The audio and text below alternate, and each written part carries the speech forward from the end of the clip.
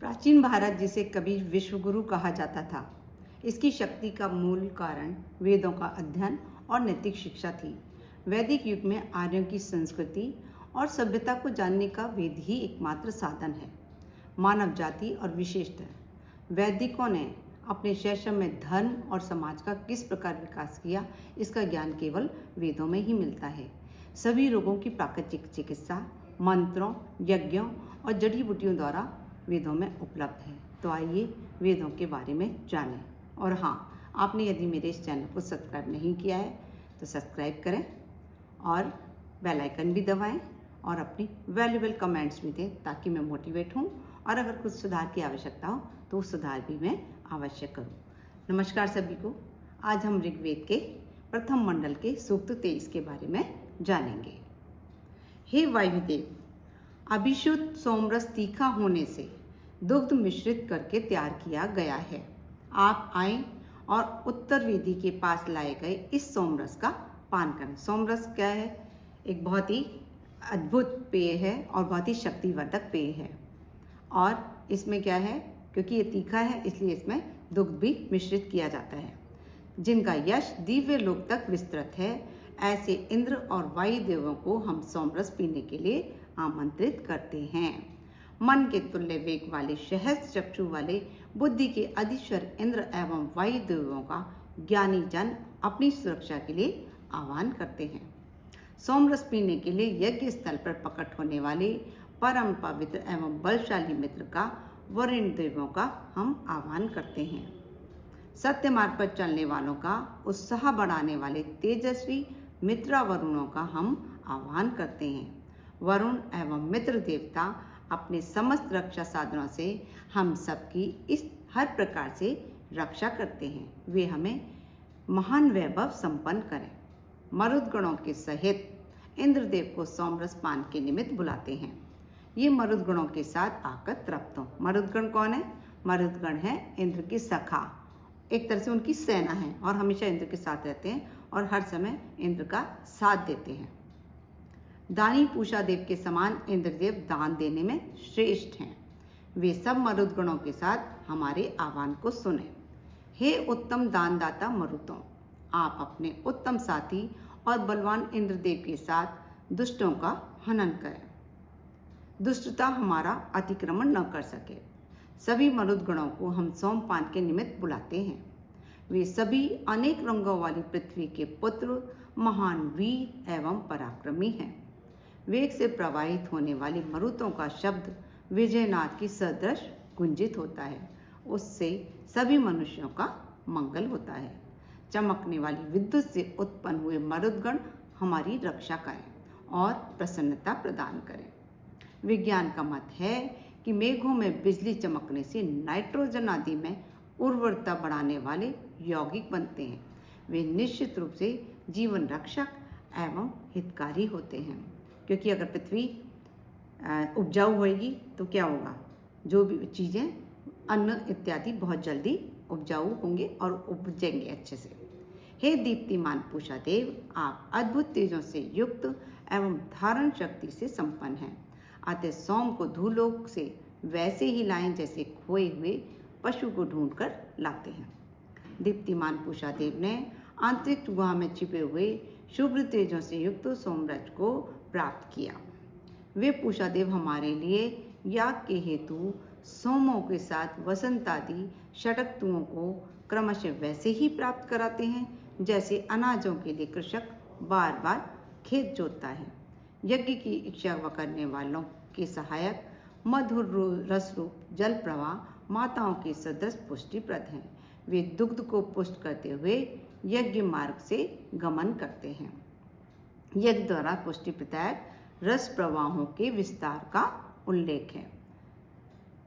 जो ये जल सूर्य में, सूर्य किरणों में समाहित हैं अथवा जिन जलों के साथ सूर्य का सानिध्य है, ऐसे वे पवित्र जल हमारे यज्ञ को उपलब्ध हों। उक्त दो मंत्रों में अंतरिक्ष की कृषि का वर्णन है। खेत में अन्न दिखता नहीं, किंतु उससे उत्पन्न होता है। पूषा पोषण देने वाले देवों, यज्ञ एवं सूर्य आदि द्वारा सोम सूक्ष्म पोषक बोया एवं उपजाया जाता है। हमारी गाय जिस जल का सेवन करती है उन जलों का हम स्तुति गान करते हैं। अंतरिक्ष एवं भूमि पर प्रवाहमान उन जलों के निमित्त हम हवि अर्पित करते हैं, मतलब जल की भी पूजा की जाती है। 19 से 23 तक के मंत्रों में जल के गुणों और उससे शारीरिक एवं मानसिक रोगों के शमन का उल्लेख है, यानी कि जल भी हमारे शारीरिक और मानसिक रोगों को दूर करने में सक्षम है, इसलिए हम जल की पूजा करते हैं। जल में अमृतोपन्न गुण है, जल में औषधीय गुण है। हे देवों, ऐसे जल की प्रशंसा से आप उत्साह प्राप्त करें। मुझ मंत्र दृष्टा मुनि से सोमदेव ने कहा कि जल समूह में सभी औषधियाँ समाहित हैं। जल में ही सर्व सुख प्रदायक अग्नि तत्व समाहित हैं। सभी औषधियाँ जलों से ही प्राप्त होती हैं। गंगा जल है, गंगा जल में क्या है, बहुत सारी औषधियाँ होती हैं, तभी तो बरसों बरसों वो खराब नहीं होता है और हमारे घरों में एकदम अच्छी तरह रखा रहता है। और वह बहुत पवित्र भी माना जाता है और माना जाता है कि उसमें बहुत सारी औषधियाँ हैं। हे जल समूह, जीवन रक्षक औषधियों को हमारे शरीर में स्थित करें, जिससे हम निरोग होकर चिरकाल तक सूर्य देव का दर्शन करते हैं। कभी भी क्या है, जैसे हम कहीं तालाब के किनारे खड़े हैं, समुद्र के किनारे खड़े हैं, तो हाथ जोड़ के हम उस जल राशि को नमन करें और उससे हमारे शरीर को स्वस्थ रखने की कामना करें, तो अवश्य ही इसका फल आपको प्राप्त होगा। हे जल देवों, हम याचकों ने अज्ञानवश जो दुष्कृत्य किए हों, जानबूझकर किसी से द्रोह किया हो, सत्पुरुषों पर आक्रोश किया हो या असत्य आचरण किया हो तथा इस प्रकार के हमारे जो भी दोष हों, उन सबको बहाकर दूर करें। आज हमने जल में प्रविष्ट होकर स्नान किया है। इस प्रकार जल में प्रवेश करके हम रस से आप्लावित हुए हैं। हे पश्यवान अग्निदेव, आप हमें वर्चस्वी बनाएं, हम आपका स्वागत करते हैं। हे अग्निदेव, आप हमें तेजस्विता प्रदान करें। अग्निदेव से किसकी कामना की गई है कि हम तेजस्वी बने। हमें प्रजा और दीर्घ आयु से युक्त करें। देवगण हमारे अनुष्ठान को जाने और इंद्रदेव ऋषियों के साथ इसे जाने। ये हुआ सूक्त 23। और हम चलते हैं सूक्त 24 की ओर। हम अमर देवों में से किस देव के सुंदर नाम का स्मरण करें? कौन सी देव हमें महती अदिति पृथ्वी को प्राप्त कराएंगे, जिससे हम अपने पिता और माता को देख सकेंगे? हम अमर देवों में प्रथम अग्निदेव के सुंदर नाम का मनन करें। वह हमें महती अदिति को प्राप्त कराएंगे, जिससे हम अपने माता पिता को देख सकेंगे। हे सर्वदा रक्षणशील सविता देव, आप वर्ण करने योग्य धनों के स्वामी हैं, अतः हम आपसे ऐश्वर्यों के उत्तम भाग को मांगते हैं। हे सविता देव, आप तेजस्विता युक्त, निंदा रहित, द्वेष रहित, वर्ण करने योग्य धनों को दोनों हाथों से धारण करने वाले हैं। हे सविता देव, हम आपके ऐश्वर्य की छाया में रहकर संरक्षण को प्राप्त कर दें, उन्नति करते हुए सफलताओं के सर्वोच्च शिखर पर पहुंचकर भी अपने कर्तव्यों को पूरा करते रहें। उच्च पदों पर पहुंचकर भी मानवोचित सहज कर्तव्य को न भूलने का संकल्प यहाँ व्यक्त हो रहा है। मतलब यदि हम अपने काम धंधा करते हुए कुछ उच्च पदों पर पहुंच जाते हैं तो हमारे में घमंड बिल्कुल नहीं आना चाहिए। हे वरुण देव, ये उड़ने वाले पक्षी आपकी पराक्रम, आपके बल और सुनीति युक्त क्रोध को नहीं जान पाते। सतत गमनशील जल प्रवाह आपको गति को नहीं जान सकते और प्रबल वायु के वेग भी आपको नहीं रोक सकते। पवित्र पराक्रम युक्त राजा वरुण सबको आच्छादित करने वाले दिव्य तेज सूर्यदेव को आधार रहित आकाश में धारण करते हैं। इस तेज सूर्यदेव का मुख नीचे की ओर और मूल ऊपर की ओर है। इसके मध्य में दिव्य किरणें विस्तीर्ण होती चलती हैं। राजा वरुण देव ने सूर्य गमन के लिए विस्तृत मार्ग निर्धारित किया है। जहाँ पैर भी स्थापित न हो, वे ऐसे अंतरिक्ष स्थान पर भी चलने के लिए मार्ग विनिर्मित कर देते हैं और वे हृदय की पीड़ा का निवारण करने वाले हैं। हे वरुण देव, आपके पास असंख्य उपाय हैं। आपकी उत्तम बुद्धि अत्यंत व्यापक और गंभीर है। आप हमारी पाप वृत्तियों को हमसे दूर करें और हमें पापों से विमुक्त करें। ये नक्षत्रगण आकाश में रात्रि के समय दिखते हैं, परंतु ये दिन में कहाँ विलीन होते हैं। विशेष प्रकाशित चंद्रमा रात्रि में आता है, वरुण राजा के ये नियम कभी नष्ट नहीं होते।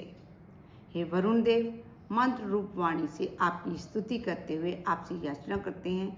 यजमान हविष्यान अर्पित करते हुए कहते हैं, हे बहु प्रशंसित देव, हमारी उपेक्षा न करें, हमारी स्तुतियों को जानें और हमारी आयु को क्षीण न करें। रात दिन में अनवरत ज्ञानियों के कहे अनुसार यही ज्ञान चिंतन हमारे हृदय में होता रहा है कि बंधन में पड़े शनैसेप ने जिस वरुण देव को बुलाकर मुक्ति को प्राप्त किया, वही वरुण देव हमें भी बंधनों से मुक्त करें। 3 स्तंभ में बंधे हुए शून्यशेष ने अदिति पुत्र वरुण देव का आह्वान करके उनसे निवेदन किया कि वे ज्ञानी और अटल वरुण देव हमारे पाशों को काटकर हमें मुक्त करें।